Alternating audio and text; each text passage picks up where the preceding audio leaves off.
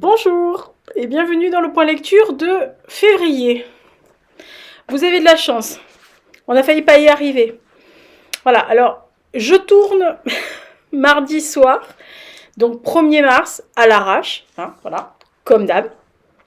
Et vous verrez donc cette vidéo demain matin pour vous à 6h. Donc autant vous dire que voilà. Ah bah voilà. Alors il faut dire aussi que j'ai fini le dernier livre dimanche soir, dimanche, qu'hier j'ai dû faire autre chose alors que j'avais prévu de tourner la vidéo pour être un peu, comment dire, pas dans le rush. Et que là je suis dans le rush, hein. Voilà. Alors vous verrez la pile à lire de mars, ne vous inquiétez pas, dimanche à 18h, donc mettez-vous déjà un rappel pour dimanche à 18h. On va commencer tout de suite parce que vous avez vu, je pense que j'ai pas trop mal lu ce mois de février, sachant qu'il y a une semaine où j'ai dû lire qu'un seul livre à peu près, puisque je me suis fait mon marathon 8 jours, 8 films, et je vous invite à aller l'écouter, ce que j'en dis sur mon podcast, sur SoundCloud. Voilà, donc on commence tout de suite. Le premier, on va passer assez vite parce que j'en ai parlé dans le live de Lizenti. Donc, je vous renvoie au Lizenti de ce mois. Et ça fait partie des lectures de janvier. J'en ai parlé à la fin janvier sur la pile le point lecture. Je ne l'avais pas fini, mais je vous ai quand même dit le gros des troupes. Voilà, donc c'est celui-ci, donc c'est Les Lions d'Al-Rassan de Guy Gabriel Kay. C'est une fantaisie, c'est écrit dessus, comme le port salut. Alors on est en présence de 3 personnages principaux, même si le 4e me plaît beaucoup plus que les autres. Ouais, bon. Hein, voilà la dame. On est dans une fantaisie qui emprunte beaucoup à notre monde actuel. En fait, on est dans un pays qui singe un peu l'Espagne avec 3 religions, donc les Jadites, les Assarites et les Kindates, qui sont en gros pour nous, enfin dans notre monde à nous, les chrétiens, les juifs et les musulmans. Tout ça fait qu'il y a 2 royaumes qui s'affrontent sur cette terre-là, les terres d'Al-Rassan et au nord, et qu'on va suivre 3 personnages issus des 3 communautés avec des destins très différents. Il y a une femme médecin, il y a un poète assassin qui fait partie du royaume d'Al-Rassan et l'autre qui est un capitaine d'armée qui vont devoir joindre leurs forces pour virer le lion, donc le chef de Al-Rassan, sachant que depuis que le dernier calife a été tué par un des 3, c'est un peu le foutoir, voilà. Alors, c'est une fantaisie qui vraiment se développe sur la durée, sachant, attention, je préviens tout de suite, il faut une bonne centaine de pages avant que l'action se mette en route. C'est-à-dire que vraiment, les 100 premières pages, c'est pour vous poser le décor, pour poser les personnages, pour faire connaissance, en fait, avec les personnages, pour apprendre les ramifications des différents camps, qui a fait quoi, quand, pourquoi, etc. Et évidemment, pour qu'ils se rencontrent, hein, il ne faut pas non plus que ça tombe du nid. Alors, moi j'ai lu avec grand intérêt, ça m'a vraiment plu, enfin, c'est une jolie petite pavasse, hein, 730 pages, ça va. Et comme je disais, en fait j'ai bien aimé, mais je trouve que les événements qui arrivent aux personnages et au fait qu'ils trouvent les solutions un peu comme ça, en fait, limite, s'ils remuent pas leur nez pour trouver une solution et qu'ils leur tombe tout cuit dans l'assiette, je trouvais que les personnages n'étaient pas assez malmenés. Ou quand ils étaient un peu malmenés, en fait, une solution s'offrait sur un plateau d'argent, voire d'or. Voilà, ça m'a un peu dérangé. Après, je ne connais pas du tout les autres ouvrages de Gabriel Kay, parce que Guy Gabriel Kay, parce que moi, je l'ai connu uniquement par une tradu qu'il a fait d'un truc de Tolkien. Donc, je ne sais pas quel est son univers actuellement. Moi, je vous dis, j'ai bien aimé. Mais voilà, je trouve que c'est facile. Il y a aussi une histoire d'amour plusieurs d'ailleurs. Mais il y en a une qui est très agréable, très jolie et tout. Il y en a une qui arrive avec des tellement gros sabots qu'on voit arriver le truc à 20 km. C'est même à un moment donné même pas plausible, sachant un des 2 personnages. Voilà. Mais le problème, c'est que c'est pas plausible, et après ça le devient, parce qu'en fait, on vous le martèle, hein, donc ça devient plausible. Mais voilà, donc c'est une bonne lecture, Les Lions d'Al-Rassan. Mais je vous dis, voilà, c'est pas véritablement encore ce que la flammette que je pouvais avoir, mais bon, voilà. Je remercie, même si elle passera jamais par là, Loli de la chaîne Olifant qui en avait parlé avec grandiloquence et qui m'avait donné envie de le lire. Et elle a bien fait, hein, parce que j'ai passé un bon moment, il faut pas exagérer, mais vous savez que je chipote à chaque fois. Deuxième livre que j'ai lu donc au mois de février, qui n'était pas prévu au programme, c'est Octobre de Soren Sveltruck. Alors c'est un livre qu'on avait évoqué dans le cadre du Black November de l'année dernière avec Perrine, donc j'ai lu avec la divine Perrine de Rétrip. Et on avait parlé de ce livre-là quand la consigne était tombée un mois, un jour, une année, etc. dans le titre. Mais bon, on s'était dit, oh ben l'année prochaine, on le lira ensemble. Et elle fait un challenge actuellement, je ne me rappelle pas lequel, je ne me rappelle plus. Et elle a voulu l'inclure dans sa pile à lire. Donc moi, quand j'ai vu ça et qu'on en avait parlé toutes les deux, je lui ai dit, est-ce que ça t'intéresse toujours de faire la lecture commune? Elle m'a dit, mais bien sûr. Donc on a fait notre lecture commune début février. Alors moi j'avais vu la série, je dois l'avouer, et Perrine pas du tout. Elle avait décidé de faire la série après avoir lu le livre, et elle avait raison, hein. Maintenant que j'ai fait les deux, je peux le dire, je vous conseille d'entrée de jeu de lire le livre et de voir la série après. Alors on est en présence d'un couple, enfin d'un duo d'enquêteurs qui sont vraiment aux antipodes, hein. Il y en a une qui est danoise, qui est une tête à claque, hein. Personnellement, j'ai jamais pu l'enquiller dans la série, je l'enquille pas non plus dans le livre. Et d'un qui vient d'Interpol, il est un peu banni, hein, d'Interpol, et donc il est un peu, comment dire, au coin. Hein, voilà. Donc Tulin qui est la fille et Ez qui est le garçon, et ils vont tomber sur des meurtres de femmes qui sont mutilées, auxquelles il manque une main, un pied, etc. Et en amont, on a une scène, alors qui est pas glauque, mais qui est glaçante et qui pose là, petit personnage-là. En fait, on retrouve des gens morts dans une ferme avec plein de petits personnages, donc des marrons avec des morceaux d'allumettes en guise de bras et de jambes. Et des années plus tard, quand vont se perpétuer ces meurtres-là, on va retrouver le même petit personnage. Et parallèlement, on suit une ministre, qui s'est absentée pendant un an de la vie politique du Danemark, puisqu'on est au Danemark, et parce que sa fille a disparu, a été enlevée, a disparu. On ne sait pas si elle est morte, on ne l'a jamais retrouvée, et donc voilà, ça a plongé la famille dans une espèce d'absolue horreur. Et les deux enquêtes, on va dire 3 enquêtes, vont être mêlées. Et on suit le duo d'enquêteurs au fil des découvertes, déjà des meurtres, hein, parce que ça s'empile, hein, un peu comme les perles. Mais aussi dans les rouages de leur vie personnelle, dans les rouages de leur vie professionnelle, parce qu'elle, elle veut se casser de son service. Lui, il essaye de récupérer un poste un peu plus hors du Danemark et plus prestigieux à Interpol, etc. Leur relation à tous les deux. Et donc, on suit au fil. Alors, c'est du polar nordique, hein. Voilà, donc c'est du ronron. Voilà, alors c'est pas le truc à l'américaine où ça boum boum, ça part dans tous les sens, il y a des rebondissements toutes les 2 minutes. On le sait, dans les polars nordiques, c'est des page turners, mais ça ronronne de temps en temps. Celui-là, ça ronronne aussi, hein, voilà. Mais c'est un page turner, c'est-à-dire vous voulez savoir qui a tué, vous voulez savoir. Alors le seul truc qu'on a en commun avec Perrine, et généralement quand on lit des livres ensemble, on a sensiblement les mêmes avis, et on a aussi cet avis-là sur ce livre-là, c'est que où on est passé à côté, où on n'a pas compris la motivation du tueur de tuer des femmes. Alors, pas des femmes, voilà. Parce qu'il tue des femmes assez différentes. Et alors, autant on peut comprendre beaucoup de choses dans son profil, dans ce qui arrive, autant, voilà, le fait qu'il tue des femmes, alors on a des hypothèses avec Perrine, mais qui sont pas vraiment confirmées. Alors, l'auteur étant scénariste, ça se sent beaucoup, parce que c'est monté pour être adapté.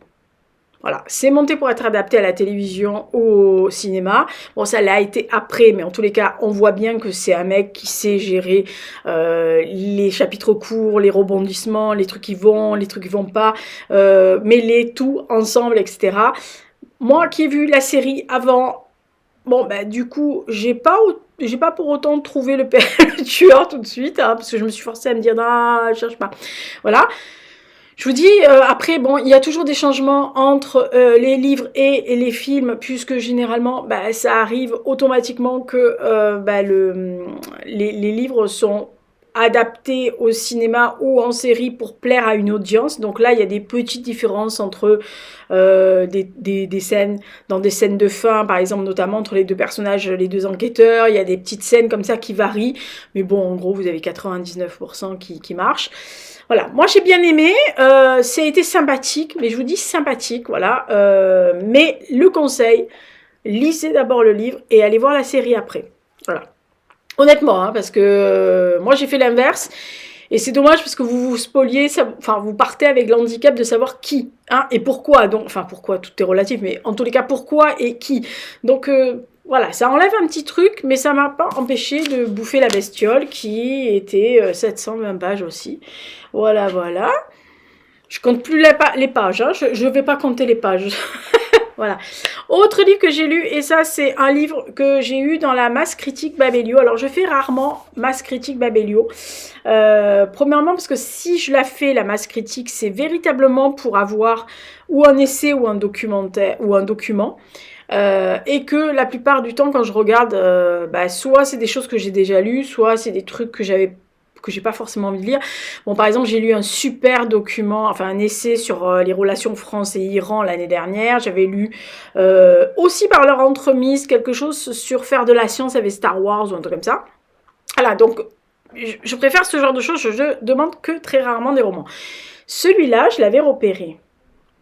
Et je m'étais dit, oh, à l'occasion, si je le trouve d'occasion, enfin, c'est le cas de le dire, d'occasion quelque part, ou pas, moins cher, etc., je l'achèterai, et du coup, je le lirai. Et là, on me le propose, c'est-à-dire, c'était pas dans la masse critique, vous savez, il faut vite cocher tout ce que vous voulez.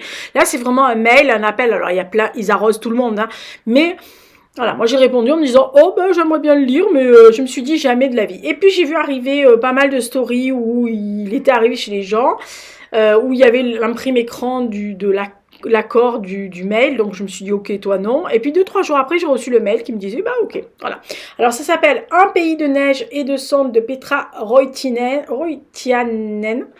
donc c'est chez Au Seuil, donc merci Au Seuil de me envoyer et d'avoir Babylone de m'avoir retenu. Alors on est en Finlande dans une période assez courte, entre 44 et 50, on va suivre alternativement les périodes du printemps 44 et de 47 à 50 en suivant plusieurs personnages liés, un interprète, enfin quelqu'un qui travaillait dans le camp, etc. et qu'on retrouve après. On retrouve une journaliste reporter qui arrive pour soi-disant faire un reportage sur le paysage, etc., sur l'endroit, le lieu et tout, alors qu'elle cherche ce qui est arrivé à son mari, Kalen, qui était prisonnier dans ce camp-là. Tout ceci se situe au-dessus du cercle polaire, près du Cap Nord. Là, et dans la géopolitique de la Finlande de l'époque, c'est-à-dire cette Finlande qui était à la fois pas tout à fait encore débarrassée en 44 des Allemands qui étaient encore là et qui allaient se casser, voilà, et toujours avec la suprématie à côté de l'URSS qui lorgnait dessus, hein, puisque je vous rappelle que les frontières impériales incluaient la Finlande. Alors, tout ceci nous fait connaître en fait les rouages de ces camps de prisonniers qui étaient gérés une grande partie par la Gestapo, aidés par des locaux, aidés par des sympathisants et qui bien sûr prônaient une des doctrines du nazisme qui était le sous-humain, et pour eux les sous-humains étaient ce peuple lapon qui s'appelle les Samis, et Inkeri qui est donc la journaliste qui cherche à savoir ce qui s'est passé pour son mari, va se lier d'amitié avec une petite fille, une Sami, après-guerre, et elle va commencer son enquête discrètement, mais elle va découvrir la culture, les us et coutumes, ce qui s'est passé, mais sans savoir exactement à quelle porte sonner pour savoir ce qui s'est passé à son mari, si son mari est vivant, pas vivant, et nous, en parallèle, le lecteur, on sait ce qui arrive dans ce camp de prisonniers, donc froid extrême, torture, travaux forcés, enfin vous imaginez un camp de prisonniers et un camp de travail forcé. Donc c'est toute cette période en Finlande de fin de guerre où on sent bien que les Allemands sont en train de pratiquer la terre brûlée, hein, d'où cendres et neige. Oui, c'est facile quand même. Hein. Voilà. Et c'est un texte émouvant, c'est un texte poétique, parce qu'il y a des moments où c'est vraiment d'une poésie, on va dire, saupoudrée. Mais c'est un texte très ambigu, parce qu'il y a des personnages qui sont pas tout le temps là pour la bonne cause, mais qui font des doubles, triples jeux. Et puis, il y a toute cette culture sami, tout ce poids de la culture,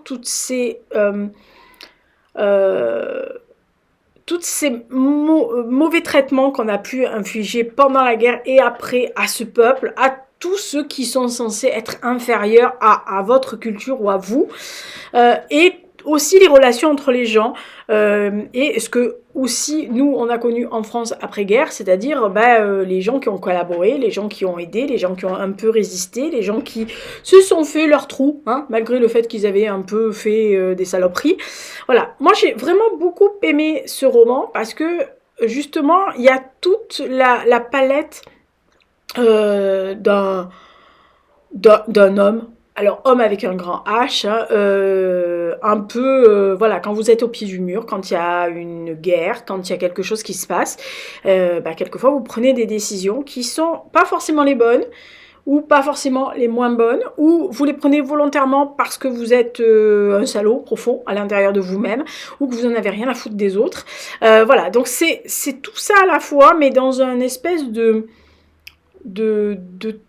chapitres très très courts. Alors voilà, ça peut être des petites des petits alternatives, vous voyez, vous avez des petits chapitres comme ça qui sautent de différentes versions, c'est-à-dire que chacun donne sa version, l'endroit où ils sont, qu'est-ce qui se passe, et puis ça mêle le présent et le passé, et ça j'aime bien quand il y a des allers-retours assez vifs. Alors il y a vraiment des allers-retours très vifs, hein. C'est pas 45 pages dans le passé, 45 pages dans le présent, c'est quelquefois une page dans le passé, 3 paragraphes dans le présent, et ça s'enchaîne, et vraiment c'est très très agréable. Donc ça s'appelle Un pays de neige et de cendres de Petra Roitianen au Seuil. Franchement, voilà, encore une jolie lecture. En fait, disons que ça a ouvert les 3 qui arrivent, et les 3 bons, les 3 petits coups de cœur qui, je pense, sauf s'il arrive des merveilles à la fin de l'année, je pense qu'il y en a au moins 2 qui vont atterrir dans le top 15 de l'année, de la fin de l'année.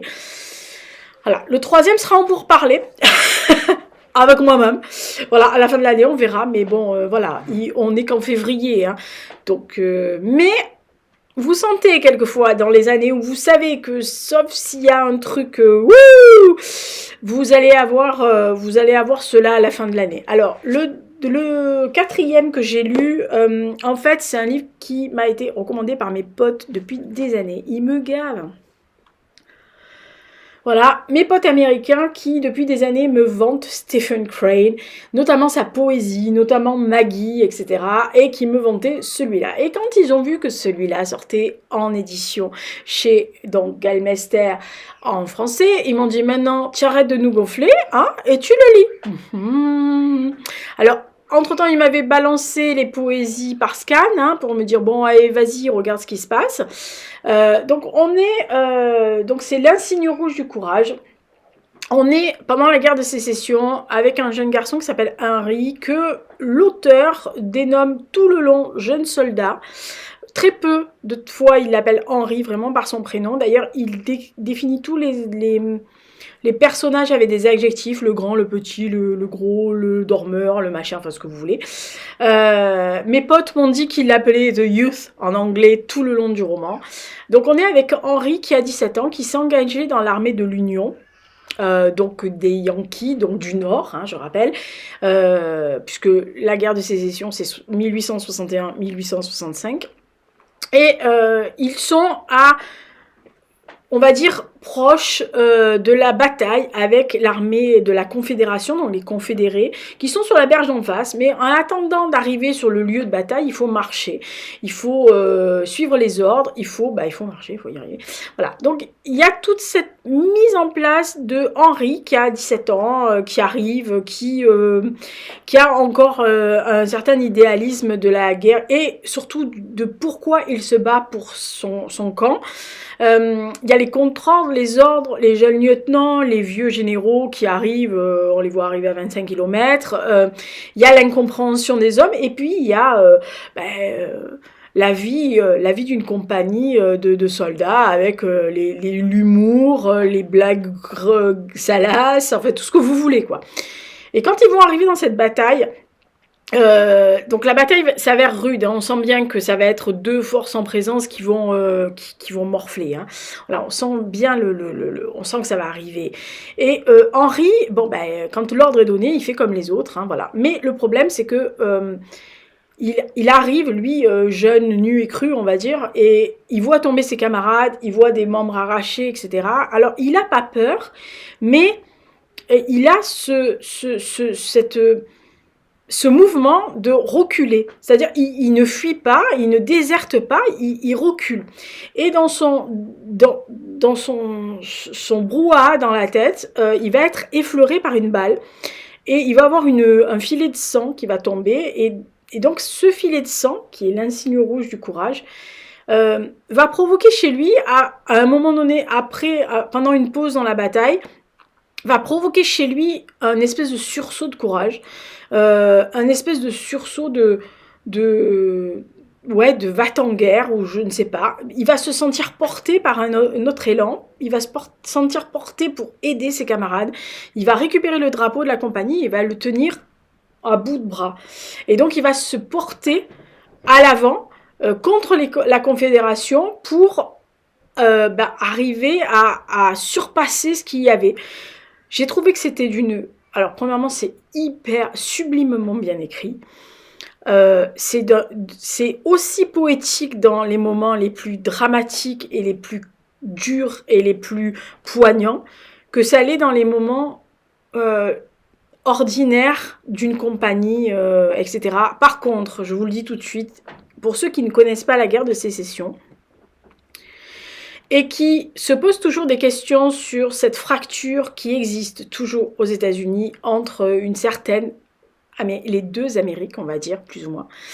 C'est un des textes qui peut vous faire expliquer, qui vous faire comprendre pourquoi il y a vraiment deux Amériques, pourquoi il y a deux vitesses quelquefois, pourquoi il y a cette animosité entre deux camps qui se voient et qui se sont vus lors du précédent président, qui les a bien alimentés, mais en tous les cas, elles y étaient déjà.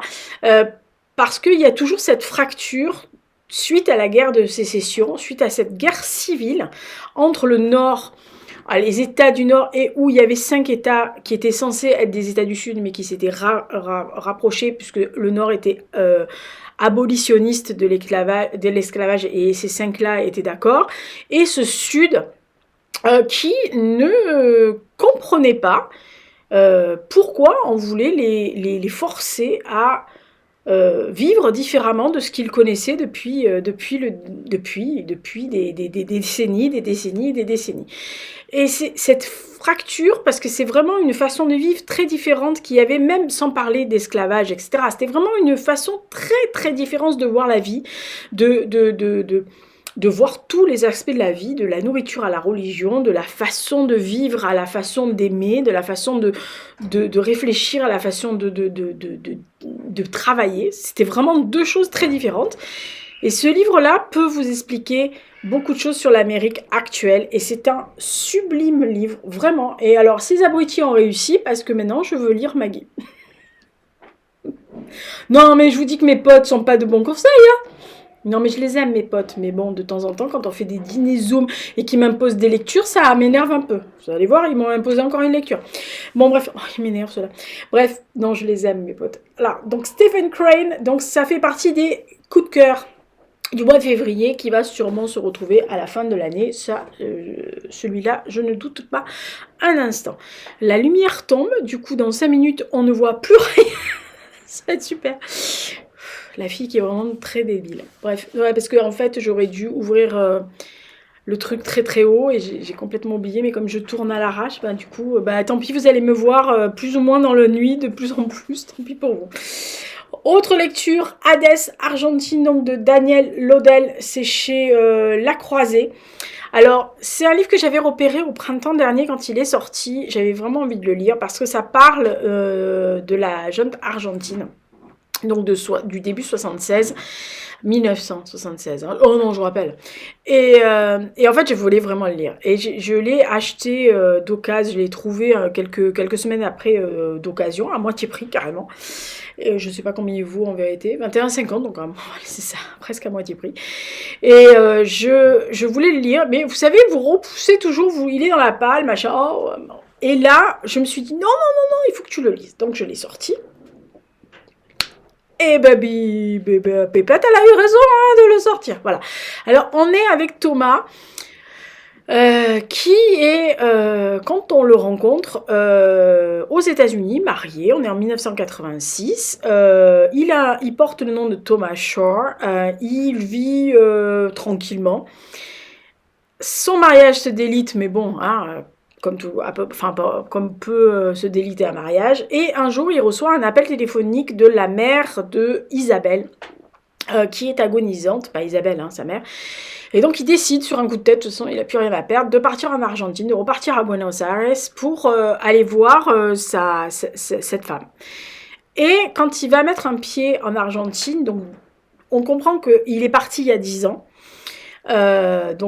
Juste au moment où effectivement la dictature se mettait en place, où les purges, où les tortures, où les disparitions inexpliquées commençaient à pulluler partout. Et ce Thomas va se retrouver confronté à son passé. Alors on est toujours entre deux eaux, on est toujours dans une espèce de réalité réelle, mais quelquefois, on ne sait pas si c'est ces fantômes qui viennent lui parler et lui qui parle à ces fantômes ou si c'est la réalité. Et il nous déroule son histoire. Donc, sa rencontre quand il était jeune étudiant, qu'il arrivait à Buenos Aires, de se rencontre avec cette fameuse Isabelle qui va devenir son grand amour, son premier, voire le seul. Elle qui le prend un peu comme un pote de chambrée ou peut-être son cousin, d'ailleurs elle l'appelle petit cousin ou mon cousin, alors que lui a des sentiments pour elle, il est fou amoureux d'elle, alors qu'elle, elle l'aime bien, mais elle hésite, hein. Il y a des choses qui, voilà, ils n'ont pas de relation familiale, hein, mais voilà, du fait qu'elle l'ait pris comme si c'était son cousin, elle a cette réticence, et puis il y a autre chose qui la titille, la dame, et on va dérouler leur histoire, tout ce que Thomas va faire pour faire plaisir à Isabelle, pour lui plaire, pour rester toujours dans ses petits papiers ou tout du moins dans son cercle.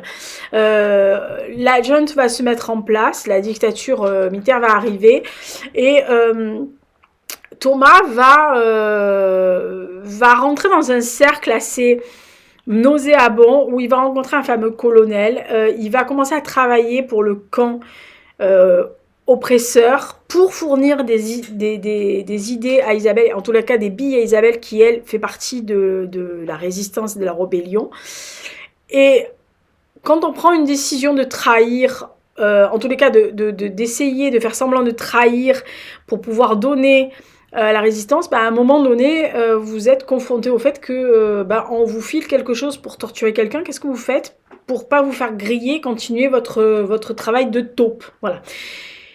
Et c'est un roman. Alors, j'ai cru comprendre que l'auteur s'était inspiré de l'histoire d'une partie de l'histoire de sa sœur qui avait disparu pendant la dictature, etc. C'est un roman où on plonge aux enfers.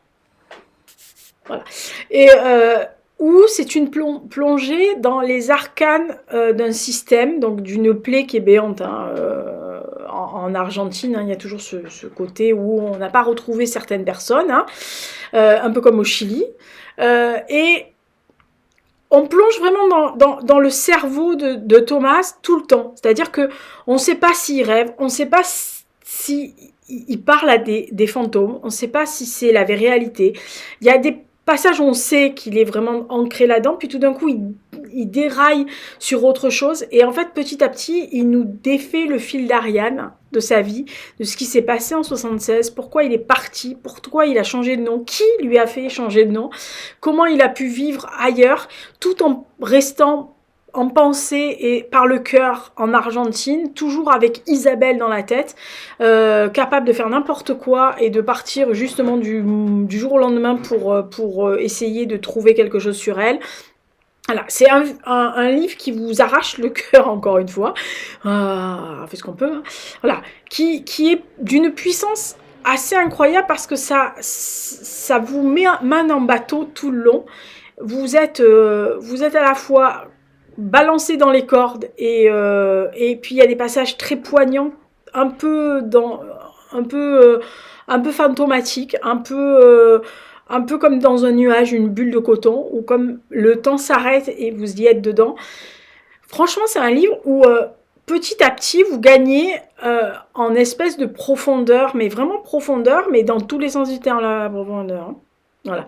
Donc, deuxième petit coup de cœur, j'ai fini le cœur ici encore. Hein. Non, mais moi, il faut qu'ils arrêtent de me mettre le cœur ici, parce que je vais finir par avoir... voilà, tout va déborder, mais c'est super. J'adore ça. Non, mais j'adore quand les auteurs me prennent à la gorge comme ça et que je sens venir que mes sentiments vont arriver à la gorge. Je le sens, mais je me dis non, ça va pas se faire. C'est un peu comme si quelqu'un me foutait une grosse claque dans la gueule à chaque fois. J'adore. Non, je suis pas maso sur ce truc-là, mais dans les livres, j'aime bien. Et autre coup de cœur du mois. Celui-là, je l'avais repéré en janvier. Et vous savez, le pif pif. Voilà, bah Pif Gadget, il avait pensé que ça pouvait être pas mal. Bah, il avait raison, Pif. Alors, celui-là, je le sentais. Putain. Ça s'appelle Revenir à Berlin de Jonathan Lichtenstein, c'est chez Lattès, donc c'est écrit en sous-titre sur les traces de mon père. Donc on est avec Jonathan et son papa Hans. Son papa qui en fait ils vivent au pays de Galles tous. Jonathan n'a pas une très bonne relation avec son père depuis des années. Il n'est pas à la hauteur des espérances de son père. C'est un souffreteux. Il est toujours à ça de se foutre en l'air. Il a le souffle coupé long. Souvent il est empathique. De temps en temps il est exalté. Puis quelquefois il est à la limite de se jeter par la fenêtre.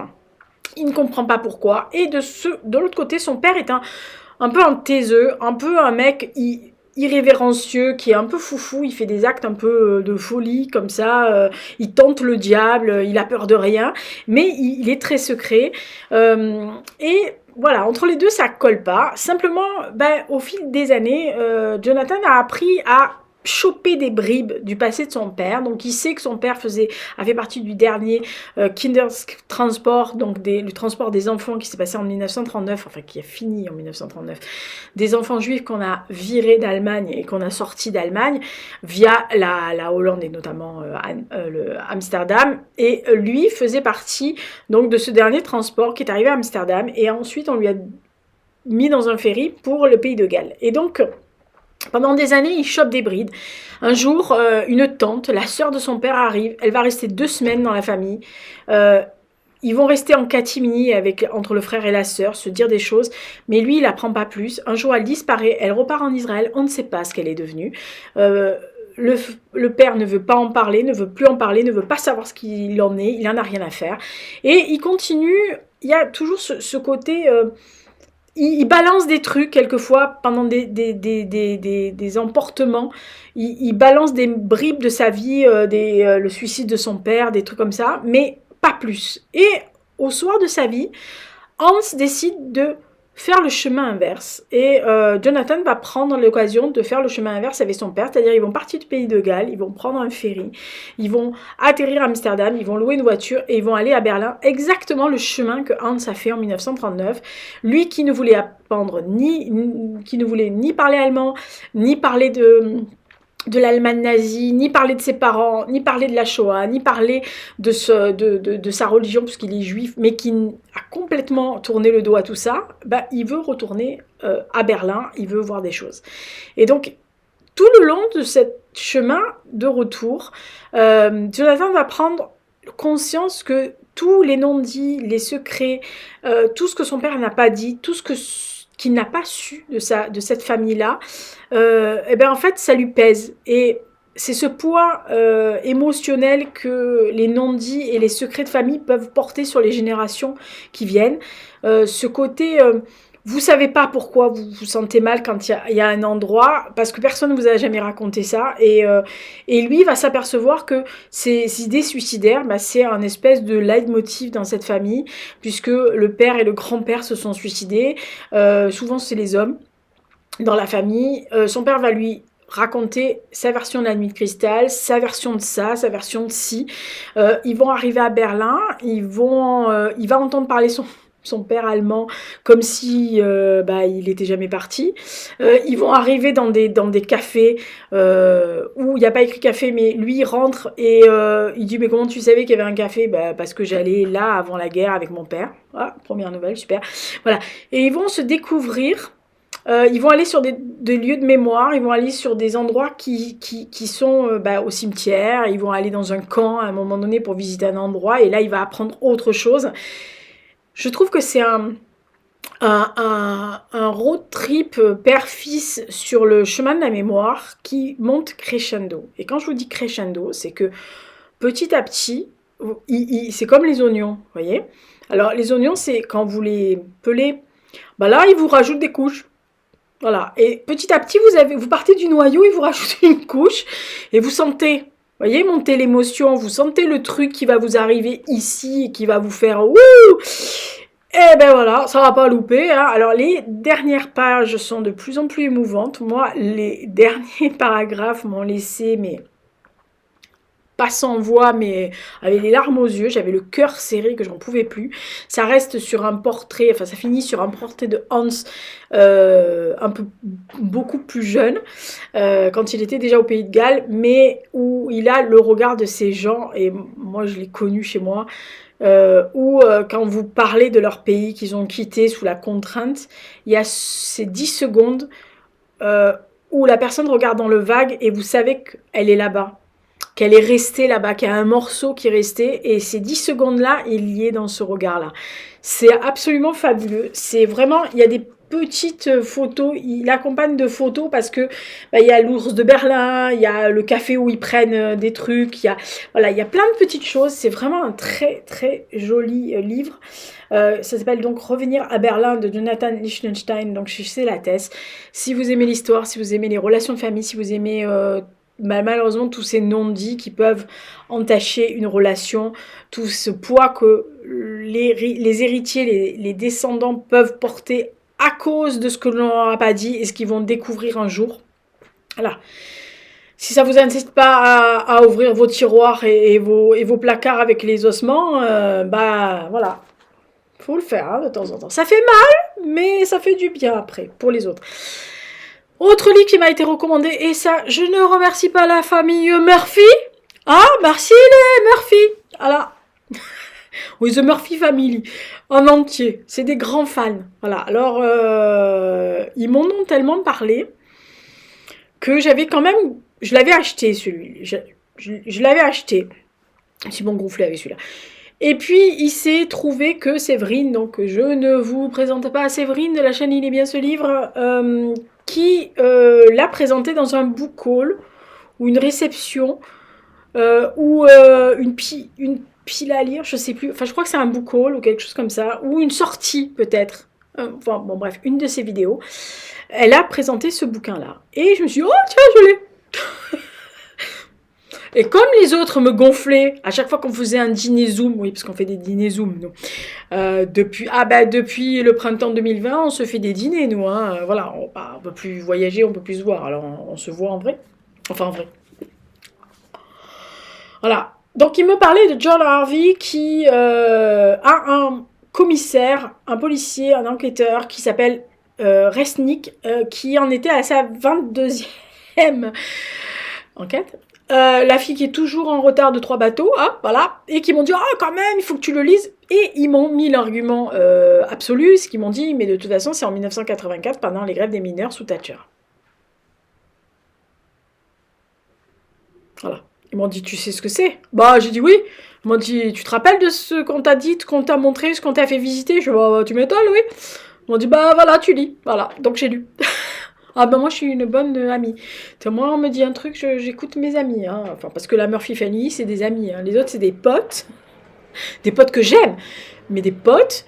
Mes amis à Berlin c'est mes amis, eux c'est mes amis, c'est limite famille quoi. Voilà. Donc on est donc dans 2 temporalités, ça j'aime bien aussi. Non, il y a plein de temporalités chez moi. Bah, là, c'est l'année des temporalités, hein. Si vous aimez les deux temporalités, vous en avez à foison. Donc là, on est dans deux temporalités. On est en 1984, pendant la grève des mineurs sous l'ère de Margaret Thatcher. Vous voyez tout de suite mon sentiment envers la bête. Et si elle avait fait que contre les mineurs. Bref. Et de l'autre côté, on est donc à peu près de nos jours. Et Resnick est à la limite à ça de la retraite. Et il est dans une espèce de planque alors qu'il a été chef d'équipe, qu'il a été parmi les policiers qui comptaient, qui surveillaient les autres, etc. Enfin bref, il avait un poste, etc. Et 30 ans auparavant, donc en gros à peu près 30 ans auparavant, il était un jeune flic pendant la grève des mineurs, justement à cet endroit-là, où il y a eu cette grève-là, et il va voir ressurgir le passé parce qu'on va retrouver le cadavre d'une femme qui avait disparu, donc Jennifer, qui avait disparu 30 ans plus tôt, qu'on ne savait pas où elle était passée. Plus ou moins tout le monde pensait qu'elle s'était cassée avec un autre mineur qui était venu d'un autre coin soutenir le mouvement, ou qu'elle s'était cassée tout simplement. Alors il y avait quand même, on se disait non mais c'est une bonne maman, elle serait pas partie sans ses enfants ou sans dire à ses enfants je m'en vais. Voilà, mais on ne retrouvait pas le cadavre, on ne savait pas ce qui s'était passé, donc elle était partie, comme beaucoup de gens qui peuvent disparaître dans la vie, on le sait, il y a des gens qui disparaissent, qui ne sont pas morts pour autant, qui décident volontairement de disparaître, et donc voilà, affaire classée. Et le cadavre ressurgit, et on va adjoindre à Resnick une enquêtrice, une femme noire, très féminine, très féministe, qui a une grande gueule, qui ne s'en laisse pas compter, mais simplement le pouvoir judiciaire, enfin les autorités judiciaires et policières, il y a les deux, se joignent à cette enquête en disant écoutez, peut-être pas faire des vagues.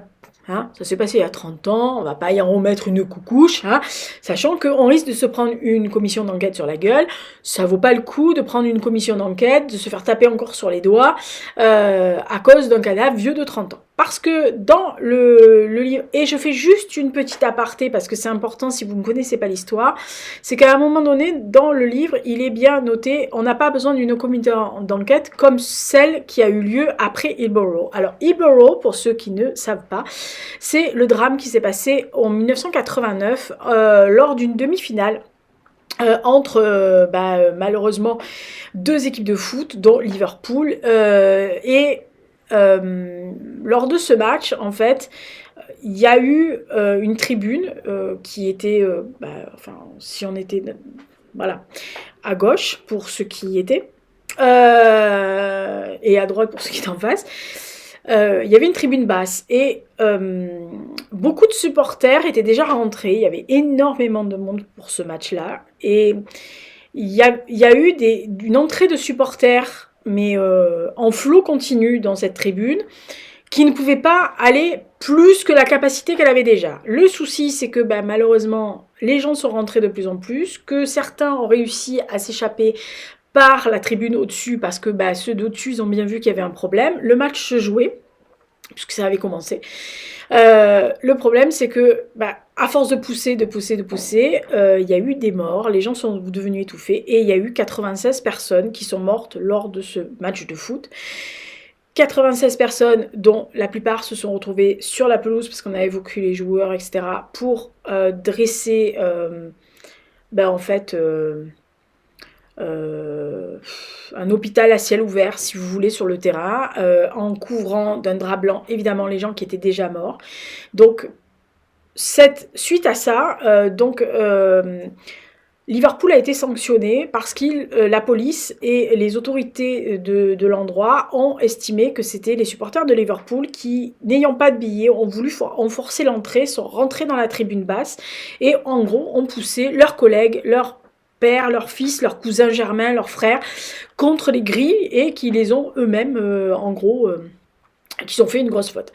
Et en fait, pendant des années, depuis 89, les familles se battent, et pas que les familles, hein, tous les supporters de Liverpool se sont battus par des pétitions, machin, etc., pour faire ouvrir une enquête, parce que c'était pas la faute de nous, c'était pas la faute des supporters de Liverpool, on savait que c'était une faute policière, que c'était la police qui était en cause, mais bon, ben, la police a étouffé l'affaire. Et il y a eu une commission d'enquête qui s'est ouverte des années après, hein, voilà, 20 ans après, pour enquêter sur ça. Et au final, il y a quelques années, le gouvernement britannique, le Premier ministre s'est excusé à la Chambre des Lords en révélant donc les conclusions de la commission d'enquête qui a impliqué à 100% la police de l'époque, qui elle-même a ouvert les grilles et qui a poussé les supporters qui étaient dehors à rentrer dans cette tribune alors que tout le monde leur disait il n'y a plus de place, elle est bourrée jusqu'à la gueule, il va avoir un problème. Et en plus il y avait un long couloir, donc ce couloir envoyait la lumière du fond de couloir et envoyait arriver les gens, et n'importe quelle personne cérébrée qui leur a dit, ils n'ont rien voulu savoir. Et donc la commission d'enquête a condamné la police de l'époque et a blanchi les supporters de Liverpool et par-delà même toute la ville de Liverpool de cette histoire-là, de ce drame de Hillsborough. Et en fait, le Premier ministre anglais s'est excusé, a présenté officiellement les excuses du gouvernement.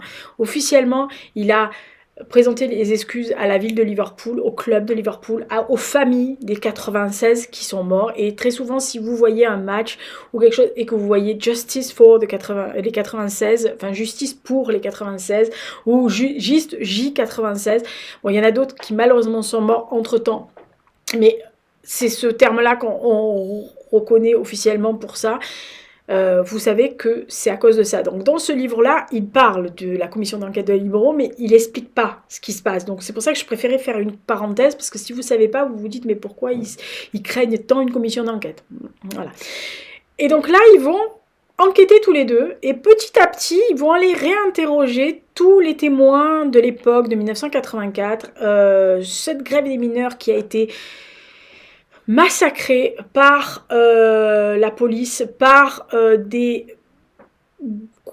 on va dire des policiers infiltrés sur les ordres du gouvernement de Madame Thatcher, qui avait décidé de foutre l'industrie de la Grande-Bretagne complètement à plat, qui a en fait démantelé l'industrie anglaise, qui a démantelé les ports avec la grève des dockers après, qui a véritablement poussé des familles entières dans la pauvreté, des régions entières dans le chômage, bref, voilà, qui a mis à sac tout ce que la Grande-Bretagne avait comme acquis sociaux, y compris chez les syndicats. Voilà, donc c'est vraiment une période qui m'intéressait parce que c'est quelque chose que je connais bien.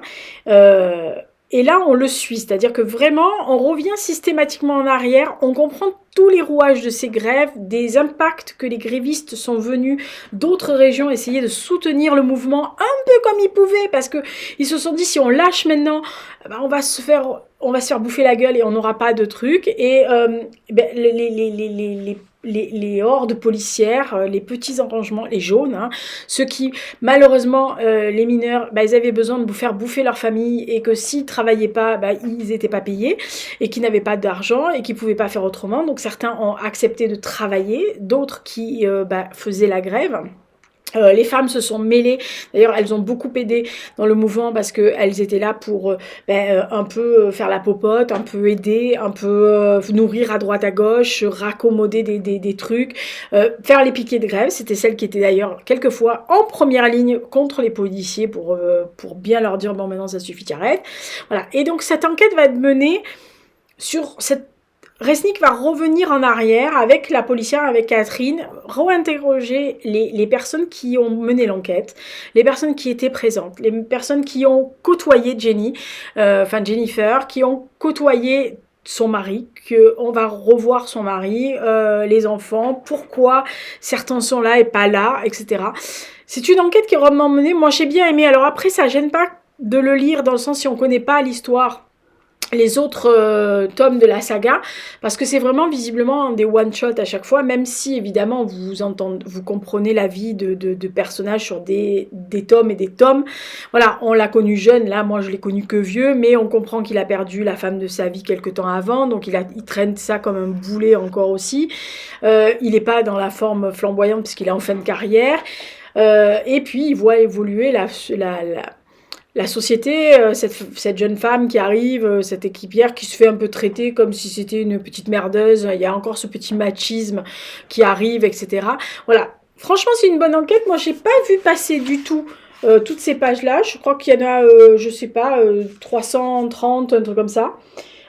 Et c'est poignant parce que ça revient sur cette partie des grèves des mineurs de 1984 où on voit véritablement l'impact assez catastrophique sur les familles, sur la vie, sur un pays, sur tout ce qui s'est passé pendant ces années de plomb aussi. Hein, c'était pas l'amusant tous les jours. Donc ça s'appelle Ténèbres, Ténèbres. Donc John Harvey, c'est chez Rivage Thriller, donc c'est Rivage Noir, je suppose. Moi, je suis pas une fan, enfin, je suis pas une très très connue, mais voilà. Donc franchement, ça fait partie des grands noms de la littérature policière anglaise, m'a-t-on dit. Enfin, c'est mais la Murphy Family, il a dit attention, très important, John Harvey. Moi, je vous restitue ce qu'il me raconte, hein, les bestioles. Hein. Après, vous vous plaignez, oh, la famille Murphy, ça vous plaît pas. Hein. Voilà. Et dernier roman, oui, parce que c'était pas mal cette année. Enfin, ce mois-ci, en tous les cas. Dernier roman que j'ai lu, c'était un roman que j'ai acheté parce que j'adore la plume de l'auteur, qui fait partie de mes coups de cœur de l'année dernière pour son roman La 10e Muse, et surtout en 2019 pour le sublimissime, et c'est un hasard, À crier dans les ruines, qui est absolument merveilleux, qui se passe à Pripyat. Hein, voilà. Donc, j'en dis pas plus, mais voilà, je lui fais, je l'embrasse et je lui fais des petits cœurs énormes. Elle s'appelle Alexandra Kozelik. Et donc, elle a fourni chez Air Jeunesse Le Sanctuaire d'Emona. Et donc, ce livre-là est différent parce que c'est un livre, effectivement, où elle s'attaque à une future saga. D'ailleurs, on comprend très bien que ça va être une saga, qui est plus tournée vers le livre, alors, jeunesse adulte, début adulte. Ça peut convenir à tout le monde, hein, tout à fait, vous inquiétez pas. C'est à la fois une ode à la nature, une fois une ode à la magie, une fois aussi l'initiation, l'amitié. Ces deux jeunes filles là, donc vous voyez là, Séléné et Irina sont très différentes. Il y en a une qui est un peu plus timorée, l'autre qui est plus extravertie et qui jongle déjà avec la magie. Et elles vont être rassemblées parce que, en fait, en gros, elles doivent aller travailler en Australie. Elles font un road trip avec d'autres personnes pour aller, justement, voilà. Et elles vont s'arrêter en Slovénie, dans une maison qui est hantée. Enfin, qui est bizarre, la maison, hein, voilà. Et elles vont avoir une multitude d'aventures, des choses pas toujours qui foutent froid dans le dos, quoi. Elles vont devoir lutter, voir des créatures, comprendre des choses, appréhender des choses, tout ça avec la plume sublime, je le dis tout de suite, d'Alexandra Kozelik, ce qui n'est absolument pas du tout à remettre autrement, parce que elle a une plume poétique, c'est fluide, c'est travaillé, c'est ciselé, il y a toujours quelque chose de... La couverture est belle, hein, ouais, je sais, il y en a plein qui vont me dire elle est magnifique, oui. Et elles vont comme ça faire des rencontres au hasard, elles vont découvrir la nature, la magie, les créatures, le surnaturel, tout ce parcours initiatique, même se révéler à elles-mêmes sur certaines choses, lutter, voir disparaître des gens, essayer de savoir où ils sont passés. Toujours en essayant, elles, d'être tellement complémentaires, un peu comme deux faces d'une même pièce. Alors, moi, j'ai passé un bon moment à le lire. Je vous l'ai dit, la plume est... Non, mais elle écrit sublimement bien, Alexandra Kozelik, donc il n'y a pas à tortiller là-dessus. C'est très agréable à lire. l'histoire se tient, vous sentez que c'est quelque chose qui va couler, qui va avoir d'autres tomes. Le seul truc, c'est que je pense que je ne suis absolument pas la personne, enfin, en tout cas, la cible de ce genre de lecture. Alors, moi, j'ai bien aimé, mais comme je vous dis, n'étant pas la cible et n'étant pas véritablement c'était pas vraiment dans mes créneaux à moi, même si quelquefois je peux lire du jeunesse, hein, à la preuve. Il y a Peter Pan, Livre de la jungle derrière, et pas loin il y a le Petit Prince. Je sais pas où il est. Vous voyez Petit Prince là derrière? Voilà, vous voyez Petit Prince? Oui, voilà. Donc je peux lire de la jeunesse, hein, je queen comme un gorille devant Peter Pan, hein, donc voilà. Mais il y a des choses qui sont moins pour moi. Quand, par exemple, je sais qu'il y a beaucoup d'entre vous qui adoraient Harry Potter et qui l'ont lu. Alors, ou à sa sortie ou après, même une fois adulte, hein, et qui ont adoré. Moi, perso, à part un ou deux que j'ai lu, je sais plus, Le Prisonnier d'Azkaban et Les Reliques de la Mort, j'ai lu que le 2, je crois. Donc j'en ai lu deux, et le troisième, c'est le premier que j'ai lu, c'est L'École des Sorciers qui m'avait laissé, mais alors complètement sur le côté. À part ces deux-là où vraiment j'ai bien aimé, j'ai jamais accroché des masses parce que c'est pas ma cible, quoi. Voilà, c'est pas ce qui est pour moi. Alors je passe toujours de bons moments à lire, comme dans Le Sanctuaire des Monas, mais je suis toujours à part, c'est-à-dire je suis toujours à côté, sur le chemin d'à côté, c'est-à-dire je vogue avec les personnages, mais comme si on était sur deux chemins côte à côte. Un peu comme si on était dans un sidecar, c'est-à-dire eux ils sont sur la partie, moi je suis dans le sidecar, et puis je les regarde, et puis je suis contente d'être avec eux, ça me fait plaisir, mais voilà, premier feu rouge, bon ben au revoir, ciao, voilà. Donc je trouve que ce livre-là peut convenir à beaucoup de gens qui aiment ce genre de choses. Je vous mets, voilà, je vous mets juste la phrase de dessous parce que ça résume assez bien l'ambiance de ce que Alexandra Kozilik a voulu faire. Il y a vraiment une beauté et une ode à la nature qui est vraiment bien faite. La Slovénie, si vous ne connaissez pas, moi je connais Bled, c'est un des plus beaux endroits que j'ai jamais vu. Hein. Personnellement, c'est voilà. Donc c'est en plus, il y a beaucoup de légendes, beaucoup de choses assez agréables quand on connaît ces pays-là. Donc il y a infiniment d'intérêt à lire ça si vous aimez ce genre de lecture. Allez voir la 4e, voyez si ça vous convient et si vous vous dites « Oh, ça m'intéresse », sachez que la plume d'Alexandra Kozilik est sublime. Voilà. Si vous ne savez pas qui elle est, allez acheter surtout À crier dans les ruines, surtout actuellement. Qui est un roman qui vous arrache le cœur, les tripes, les boyaux et tout ce qui va avec. Hein. Je vous assure, c'est un des rares moments depuis 2019 qui m'est fait chialer à ce point à la fin. Mais vraiment, j'étais au sanglot. D'ailleurs, j'avais un mot en disant je sanglotais. Mais vraiment, c'est rarissime de ma part quand je finis un livre ou quand je suis à la fin d'un livre de sangloter tellement que je suis obligée d'aller m'aérer. Enfin là, j'ai pas osé sortir dans la rue parce que je me suis dit qu'est-ce qu'ils ont. Donc je suis allée sur mon balcon et je pleurais tellement que j'ai été obligée. J'étais à hoqueter. Donc pour vous dire la puissance de À crier dans les ruines. La 10e muse, différent mais sublimissime. Je vous dis, quand on a une belle plume, on peut s'attaquer à n'importe quoi. Voilà, Sanctuaire des Monas. Et dernier, ça va aller vite, vous inquiétez pas, je sais, on dépasse le 1 heure. Ah, j'ai quand même j'ai quand même bien lu. Hein, voilà, donc on peut pas faire ça en 10 minutes chrono. Bon, ça va aller vite. Hein. C'est la deuxième partie dans la tête de Sherlock, l'enquête du ticket scandaleux. C'est toujours aussi beau, c'est toujours aussi sublimissime. Coucou. Il fallait que je la fasse encore. Hein. Ah, je suis une grande enfant. Hein. Voilà, donc c'est toujours aussi beau. Les dessins sont toujours aussi sublimissimes. À la fin, on sait qui est le chinois que Sherlock poursuit. C'est toujours assez sublimement écrit. Les bulles sont tellement hallucinantes que ça en devient tellement agréable avec les couleurs passées, les froids, les gris, les chauds, et ce Sherlock qui perd en vrille toutes les 5 secondes. Voilà, le seul petit truc que j'aurais à dire, et je sais que je me suis fait la réflexion quand j'ai vu la vidéo de Perrine, donc Read Trip, qui en a parlé. Et au moment où elle a dit, je me suis dit, oh là là, mais c'est exactement ce que je me suis dit à la fin du premier. À la fin du premier, je me suis dit, mais il y a un tome 2, et s'il est aussi épais que le tome 1, merde, pourquoi ils n'ont pas fait un seul tome, enfin un seul bouquin, pour qu'on ait la suite. Parce que c'est tellement hypant à la fin du tome 1 qu'on a envie de le savoir. Et comme il fallait attendre presque un an avant qu'il sorte le deuxième, je me suis dit merde, ils auraient dû faire sortir qu'un seul.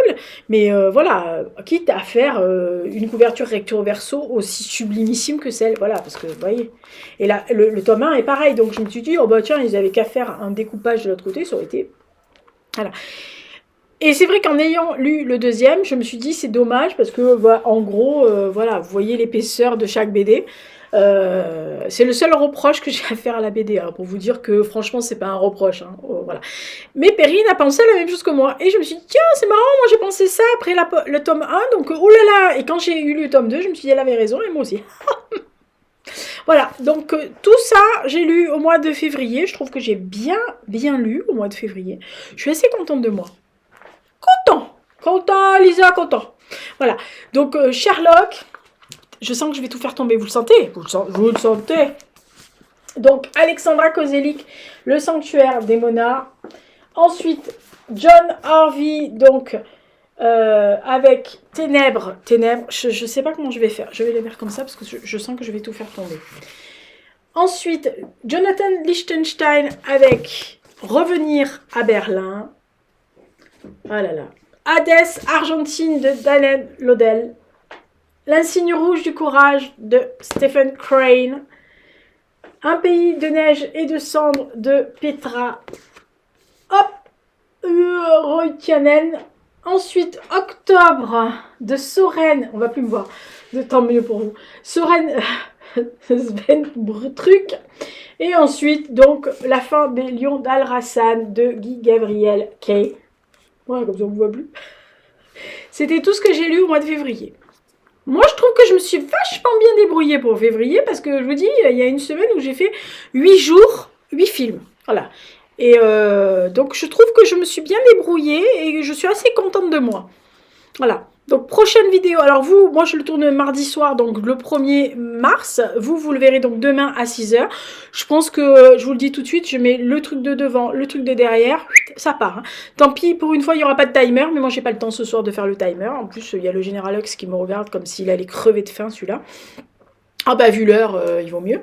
Voilà. Et donc je vous dis que la prochaine vidéo, c'est sûr, c'est la pile à lire de mars. Ne vous inquiétez pas, elle arrive. Et je vous le dis tout de suite, elle arrive dimanche à 18h. Donc mettez votre timer. Hein, voilà. Il y a du lourd. Hein, il y a du lourd pour la pile à lire de mars. Et j'ai commencé donc ce matin dans le bus 1 et je suis en train de... Non, j'ai commencé hier. Non, je l'ai commencé mardi. Non, je l'ai signalé sur... Insta lundi, donc je l'ai commencé mardi matin. Je l'adore déjà. Voilà. Je suis commencé ce matin, je l'adore déjà. Voilà, comme ça s'est fait. J'ai du très très bon et du chose qui me hype, comme diraient certaines personnes, de fou. Il y en a certains, j'ai tellement envie de les lire maintenant que je vais les lire. Et il y en a un qui a été rajouté à cause de Séverine et je la remercie pas parce que vu la pavasse, mais je suis contente de le faire. Voilà. Allez, d'ici là, portez-vous bien, faites attention à vous. Désolée pour la longueur, vous aviez qu'à prendre un thé, un café, un chocolat. Si vous ne l'avez pas fait avant, eh ben, je vous autorise à prendre un petit bonbon ou un petit chocolat ou une petite glace si vous avez envie d'une glace pour vous récompenser de m'avoir supporté pendant 1 heure. Désolée. Hein. Voilà. En plus, il n'y a même pas le Général Hux pour vous faire un bisou. Il s'en fout, il en a rien à carrer. Il est dans la cuisine en train d'attendre à bouffer, lui. Alors, vous savez. Hein. Il est un peu particulier, le gros. Hein. Allez, bisous, bisous.